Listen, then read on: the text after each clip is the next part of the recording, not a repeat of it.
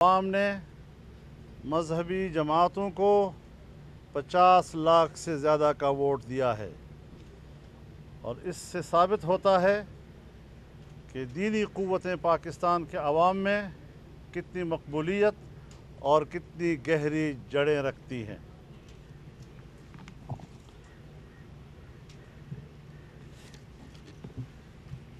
کچھ باتیں گشت کر رہی ہیں کہ ہمارے لیے قابل احترام آرمی چیف جناب جنرل باجوہ صاحب یہ بیان دے چکے ہیں کہ ہم نے ووٹ کے ذریعے دشمن کو شکست دی ہے۔ وہ کس کو دشمن سمجھتے ہیں اور ووٹ کے ذریعے ان کی نظر میں کون دشمن ہے اس کا جس کو شکست ہوئی ہے، وہ واضح کریں اس بات کو، کیونکہ دوسری طرف امریکہ نے جو بیان جاری کیا ہے کہ پاکستان میں اچھا ہوا کہ مذہبی انتہا پسندوں کو شکست ہوئی۔ دشمن کو شکست یہ تو مبہم ہو سکتا ہے، لیکن انتہا پسندوں کو شکست امریکہ کی زبان میں پاکستان کی مذہبی جماعتیں ہیں۔ اس اعتبار سے ہماری فوج کی قیادت بلکہ اس کے سپہ سالار اپنے بیان کے بارے میں وضاحت کریں، تاکہ اگر ہم سمجھتے ہیں کہ اسٹیبلشمنٹ فریق ہے، دھاندلی کا کردار اسی کا ہے، تو کم از کم اس بات کو تو واضح پھر ہو جانا چاہیے کہ ان کا بیان ہمارے دعوے کی تصدیق کرتا ہے یا تکذیب کرتا ہے۔ الیکشن کمیشن بار بار اس بات پر اصرار کر رہا ہے کہ ہم ایک بار نہیں بار بار اس کے دعوے کو مسترد کرتے ہیں۔ تمام سیاسی جماعتیں متفقہ اس کی رائے کو مسترد کرتی ہیں اور بار بار شفاف کرنے کی اعادہ نہ کرے ہو۔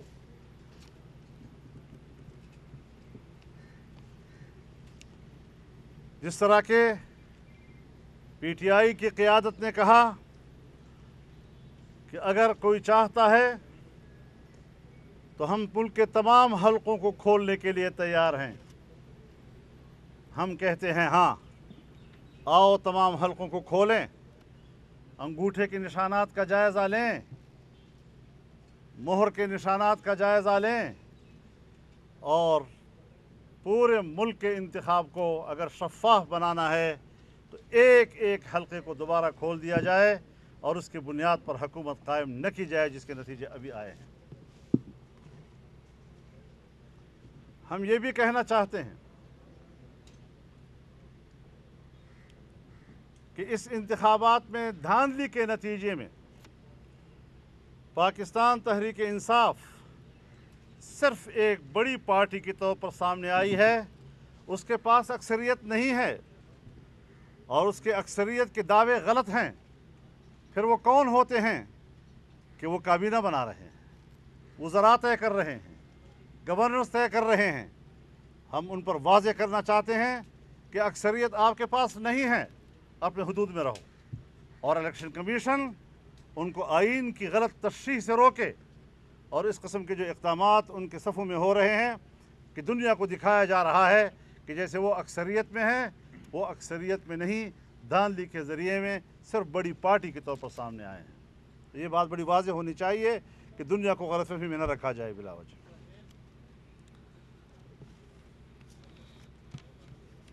اسٹیبلشمنٹ کی کھلی مداخلت اسے اعتراف کر لینا چاہیے، اور کھلی مداخلت کے نتیجے میں عوام اور ریاستی اداروں میں فاصلے پیدا کر دیے گئے ہیں۔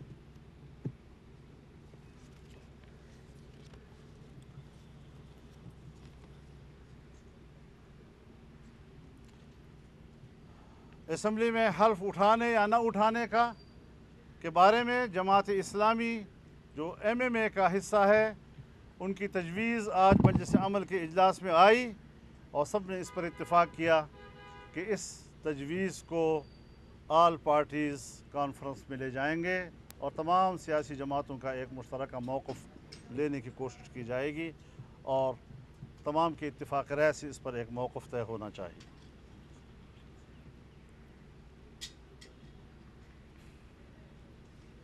मुल्क भर में हम तमाम कारकुनों से कहना चाहते हैं कि वो हर हलके में अपना एहतजाज जारी रखें। एहतजाज हमारा कानूनी हक़ है, हमारा जमहूरी और आइनी हक़ है और पूरे मुल्क पे कारकुन मुसलसल अपना एहतजाज रोज़ाना जारी रखें। मुत्तहिदा मजलिस अमल आल पार्टीज़ कॉन्फ्रेंस से मशवरे के बाद एक मुत्तफ़क़ा एहतजाज के लिए कॉल देगी और उसका शेड्यूल बाद में ऐलान किया जाएगा, लेकिन हमारे कारकुन अपना एहतजाज अपने अपने हलकों की सतह पर बदस्तूर जारी रखें।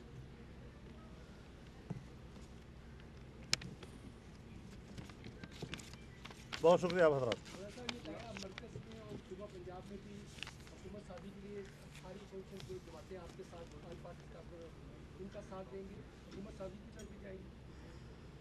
ये बात आपके सामने कल भी हुई थी कि जब अक्सरियत उनके पास नहीं है तो फिर जो लोग मेहनत करके धांधलियों से निकल कर आ गए हैं ऐवानों में तो उनको हक पहुंचता है कि हुकूमत वो बनाएं। और इस वक्त बुरी तरीके से पीटीआई हॉर्स ट्रेडिंग कर रही है, तारीख की बदतरीन हॉर्स ट्रेडिंग है। मेंबरान के पीछे जा रही है। जो कल तक हॉर्स ट्रेडिंग को गालियां देते रहे आज अपनी गालियां खुद चाट रहे हैं। तो ये बातें भी पब्लिक पर वाज़ेह होनी चाहिए कि हॉर्स ट्रेडिंग से बनी हुई हुकूमत कौम के लिए काबिल कबूल नहीं होगी। एपीसी में मौलाना वो जो ये जब इजलास में बात होगी तो उस वक्त इलेक्शन कमीशन ने अगर इस्तीफा दे दिया में जितनी जमातें शरीक हुई इस जगह पे करके गए और जिस जवाब के साथ वो वापस आए वो सबके सामने आ गया। उन्होंने कहा जी हम दोनों कहते हैं कल उठाएं, यानी आपकी लास्ट तजवीज़ के अलावा तकरीबन तमाम ने यही कह दिया है कि आप हलाल उठाएं। अभी आप किस जगह पे खड़े हैं? आप ना उठाने पे खड़े हैं, उठाने पे खड़े हैं या एपीसी में? इसके लिए सिर्फ इतना कहना काफ़ी नहीं है कि हम हल्फ उठाएं। उसके लिए फिर एक स्टांस लेना चाहिए हमें, जिसकी बातें मुख्तलिफ अदवार में पीपल्स पार्टी के साथ एपीसी के दौरान बातें हो चुकी हैं कि फिर उसकी शक्ल क्या होनी चाहिए। सिर्फ ये कहना कि हल्फ उठाएं ये काफ़ी नहीं है। हल्फ उठाएंगे तो क्यों उठाएंगे, इसके लिए वो मैकेनिज़्म जो है वो सामने आ जाना चाहिए। मौलाना साहब ये बता दें कि 2013 में धांधली के जो इल्ज़ामात लगे थे तो उसके नतीजे में हमें एक धरना का सामने का स्पॉट धरने का चीज़ें सामने आई और वो 2 महीने का धरना था। तो मेरा आपसे सवाल ये है कि उस धरने में तो हमने देखा वो जिस तरह मौसी को सारा होता, तो क्या आपके यहाँ भी कोई तजवीज़ है 100 रोज़ा की, 10 रोज़ा की, 40 रोज़ा की, 2 महीने की कोई जाए नमाज और तस्बीह के साथ आप आके एपीसी में चलेंगे? अच्छी तजवीज़ है आपकी वैसे बहुत शुक्रिया जी। साहब एक सवाल कि इलेक्शन कमीशन अपोजिशन जमातों के मुतालबा के मुताबिक इस्तीफा दे देता है, वो घर चला जाता है, तो जो आपका मुतालबा है कि नए इंतखाबात करवाए जाएँ वो कैसे, उसका मैकेनिज़्म क्या होगा? हुकूमत के पास मैंडेट असली नहीं है, कानूनी नहीं है, इलेक्शन कमीशन नाकाम हो गया, तो वो क्या दरमियान वाला मैकेनिज़्म होगा कि नए इलेक्शन करवाए जाएँ या हल्के खोले जाएँ जिस तरह आपका मुतालबा है कि सारे हल्के खोले? देखिए, बुनियादी बात यह है कि अगर इलेक्शन कमीशन नाकाम हो चुका है तो नाकामी के एतराफ़ में इस्तीफ़े के अलावा भी कोई रास्ता नहीं है। तो मैकेनिज़्म वो अपने लिए खुद ढूंढे ना।